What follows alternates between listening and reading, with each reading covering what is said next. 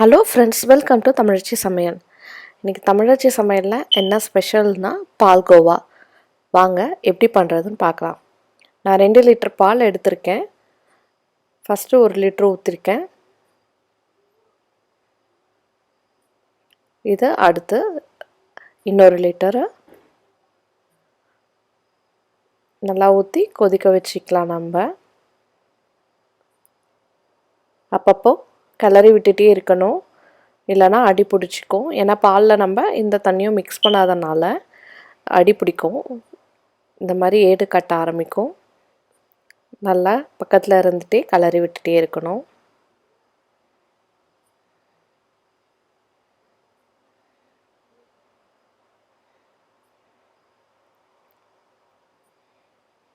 இப்போது ஒரு 1 hour போல் ஆயிருக்கு.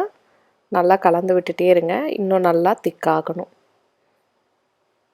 இது ஒரு 1.5 hours கழிச்சு பாருங்கள் எவ்வளோ திக்காகி வந்திருக்குன்னு சொல்லிட்டு.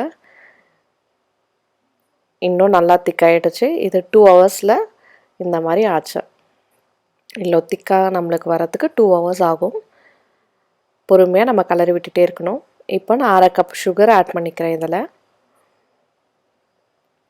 ஆட் பண்ணி நல்லா கலந்து விட்டுக்கலாம். சுகர் மெல்ட் ஆகி அது இன்னும் கொஞ்சம் தண்ணியாக்கும்.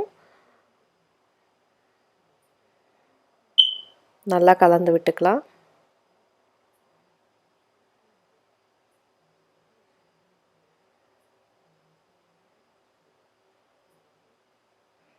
பாருங்கள் கொஞ்சம் தண்ணி ஆயிருக்கு.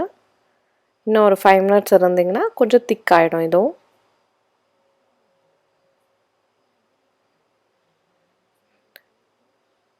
அது வரைக்கும் நல்லா கலந்துக்கணும், இல்லைனா இதையும் அடி பிடிச்சிக்க ஆரம்பிக்கும். அதனால் கலந்துகிட்டே இருக்கணும் நம்ம.